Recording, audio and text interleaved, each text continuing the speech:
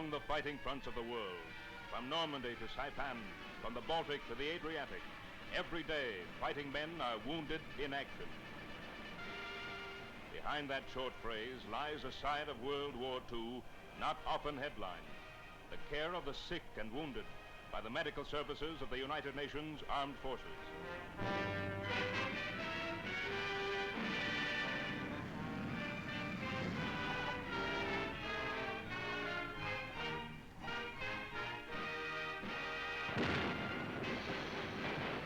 In this global war, modern medical science brings help and healing to our soldiers, sailors, and airmen under vastly differing and difficult conditions of climate and terrain.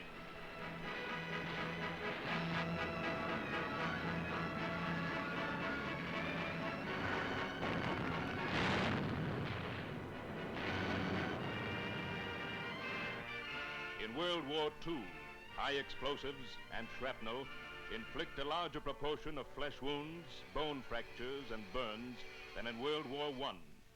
Yet, in spite of this, 97 out of every 100 men wounded today are saved.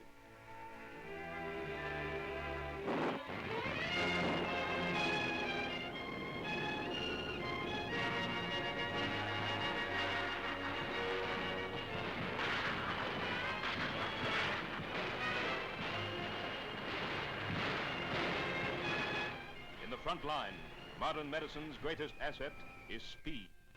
Treatment of the wounded begins on the battlefield, where highly trained first aid teams working under fire reach wounded men and start their treatment in the golden hours, the first 6 after wounding.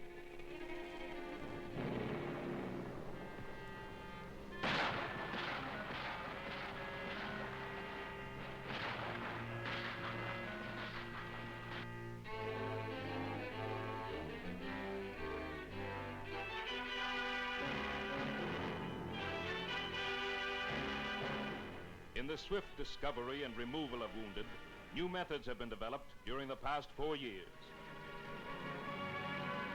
In Russia, Soviet nurses dropped by parachute onto advanced battle positions. In a single day, one of these aero nurses carried 100 men off the battlefield to the evacuation post.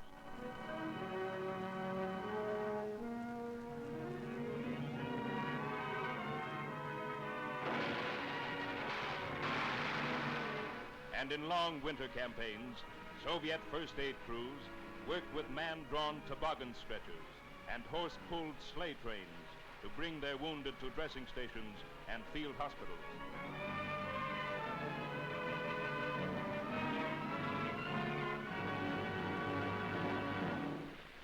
In islands of the South Pacific, where lines of communication are long and difficult, flying boats take the seriously wounded to base hospitals far behind frontline areas.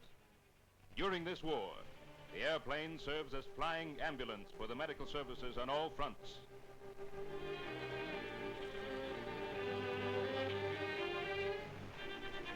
But no matter where a wounded man may fall, the basic pattern is the same.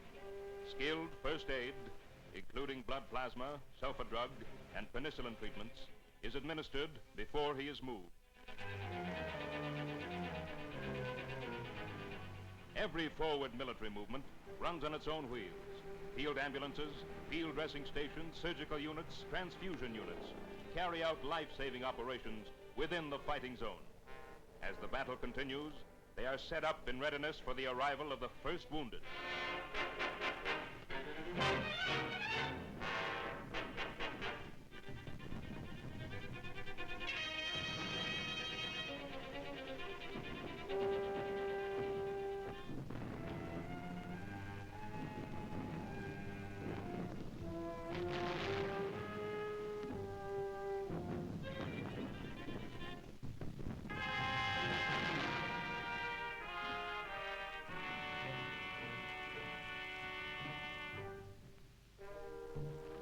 At first, slowly, but soon faster and faster, the different sections of the medical services begin to function. The wounded come into the first aid post by every form of transport the unit can think up, by carrier, by mule, by stretcher,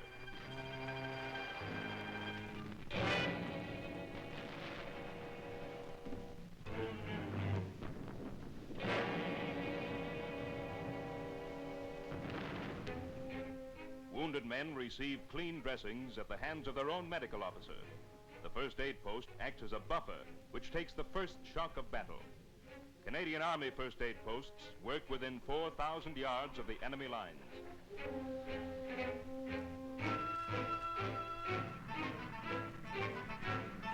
Ambulances ply to and fro in this forward area under enemy fire, bringing men to the advanced dressing station.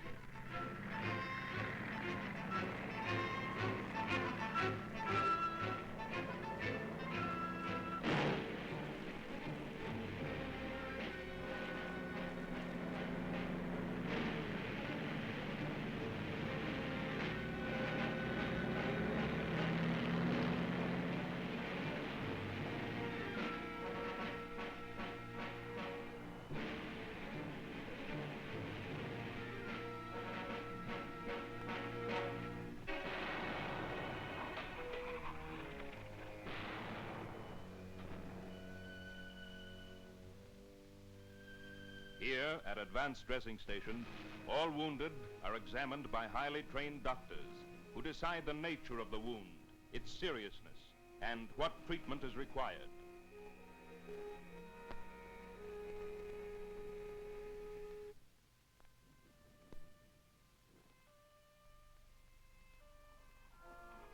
Every man must feel that he is backed by the finest and most effective medical service that can be provided.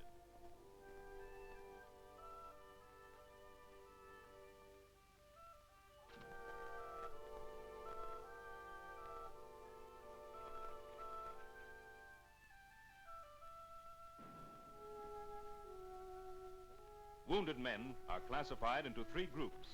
3/4 of all cases are in Group 3, those that can be sent to the rear for treatment. Group 2 are urgent cases which must be operated on within a few hours. And Group 1 are collapse patients, too badly wounded to stand the journey or in danger of severe hemorrhage.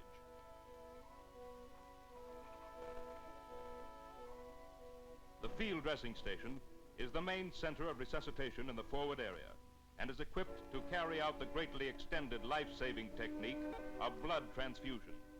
Group 1 is treated here for severe shock before being sent farther back for operations and other treatments.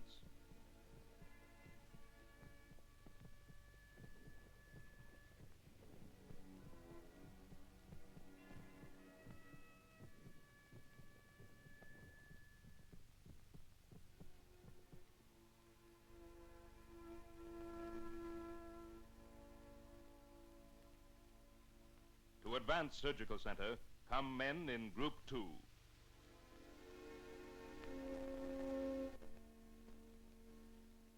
This case is typical of the sort of casualties which come here for treatment. In the last Great War, he would have been lucky to get through. In this war, he is fully confident not only that he is going to live, but that he is going to be perfectly well again.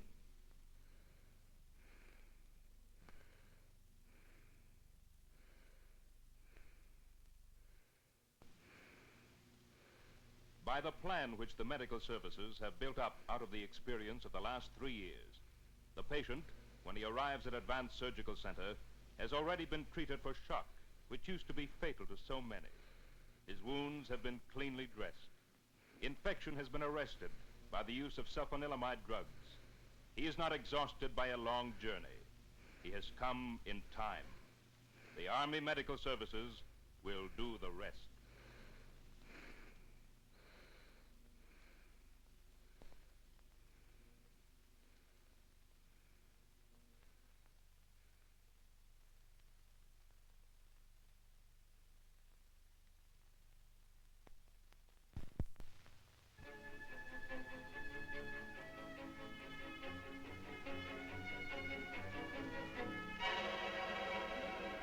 From the forward medical units, some casualties are moved through the casualty clearing station to base hospital, where modern facilities are provided for even the most specialized type of treatment.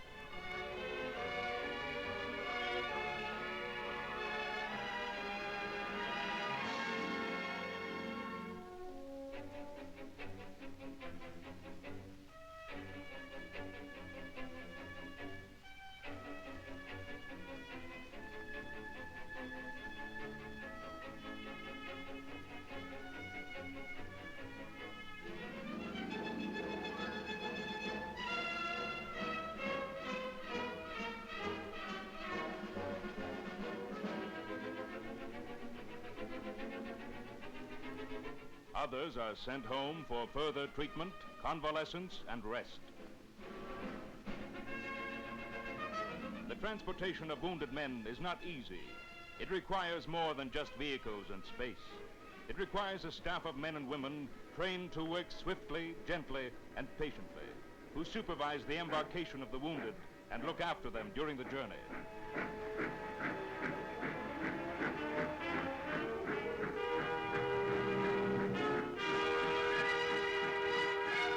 This is true whether the trip is made by hospital train or by air ambulance.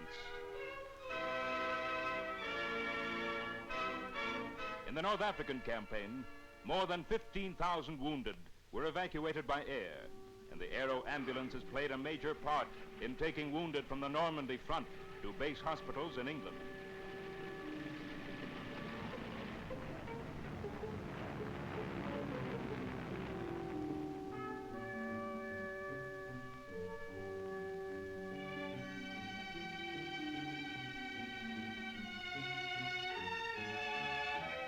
But wounded troops are transported from Italy to England, from England to Canada and the United States, chiefly by hospital ships, like Canada's own Lady Nelson.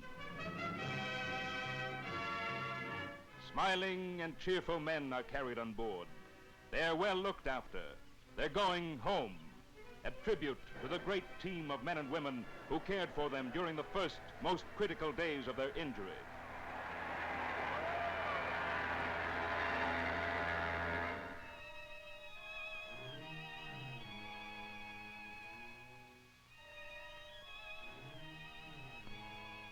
Away from the roar and blood of battle, away from the cheers of men homeward bound, behind the frosted doors of laboratories is another team of men and women.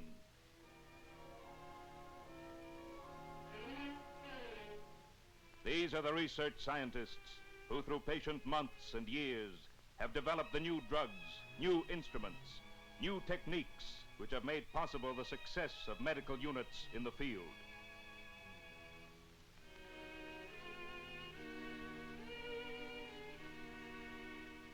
Through their studies of the nature of blood, blood plasma in its various forms is in general life-saving use.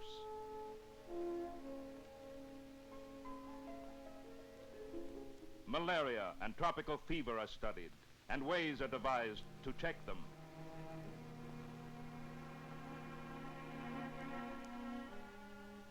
Through the bacteriologist's microscope, more than one miracle of healing has come to light. One of these is penicillin. Alexander Fleming, a Scots research specialist working in London, in 1928 discovered that a liquid made from a mold, similar to that which grows on stale bread, was 3 times as strong a germicide as carbolic acid. From this discovery grew the modern penicillin industry. Spores from pure cultures of the fungus are transferred to larger bottles containing a sugary solution.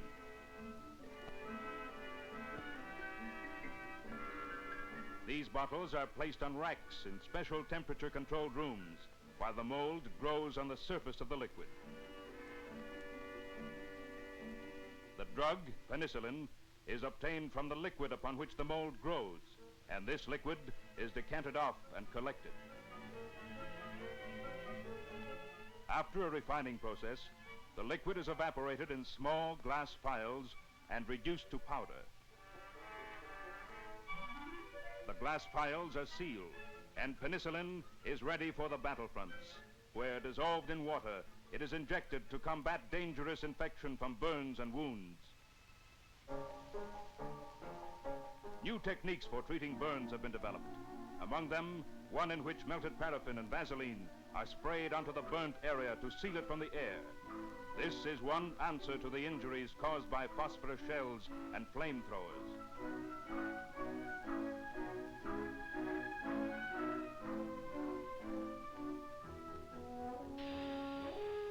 Today, an airplane flies higher and faster than its pilot's physical makeup can stand, and science must find ways of equipping the man to keep pace with his machine.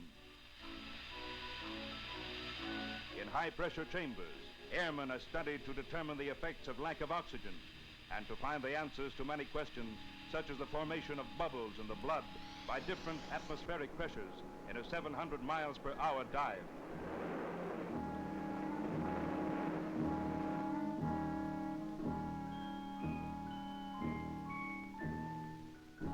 In Army laboratories, tests are carried out at high temperatures to study the effects of tropical heat on the fighting man, making possible the adaptation of food, clothing, and medical treatment to tropical conditions.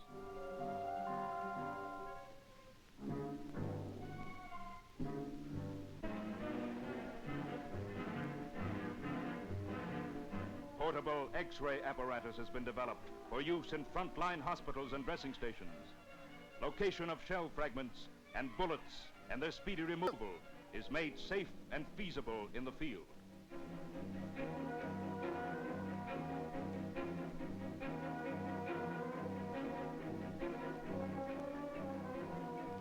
New methods of setting broken and fractured bones make recovery more rapid and complete.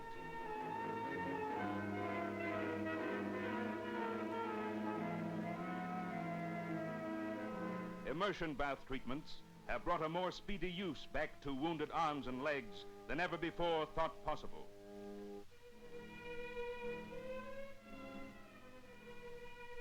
In this war, as in others, men receive disfiguring wounds. Yet, through the miracles of plastic surgery, terribly injured faces, hands, and legs are made like new. Experimental research has devised new ways of grafting skin, new techniques for transplanting flesh tissue from one part of the body to another.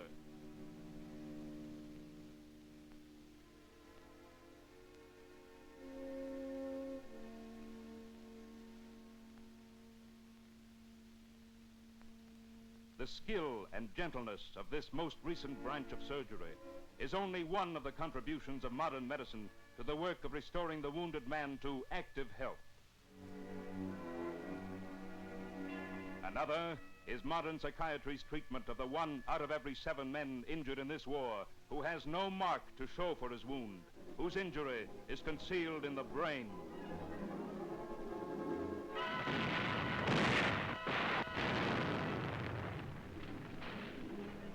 For psychiatric cases, modern treatment is based upon understanding in dealing with the cause, plus rest, good diet, and healthful occupations. But every man who has been wounded has suffered not only in body but in mind, and getting the wounded man back to normal health is as much a mental as it is a physical problem.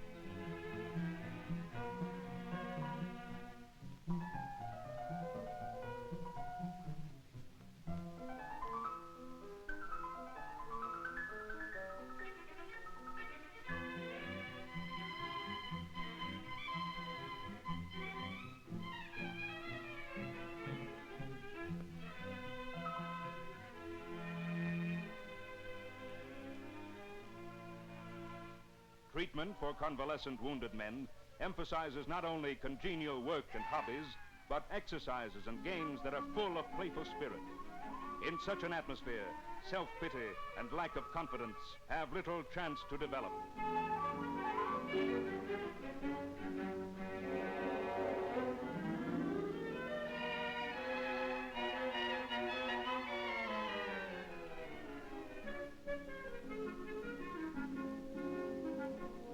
From the moment they were given first aid on the battlefield until their discharge from the rehabilitation center, our wounded men have been the patients and comrades of that other army, the men and women of the medical services, who have had ever before them the ideal of the whole man, body and mind, full health and the full life. Our wounded are in good hands.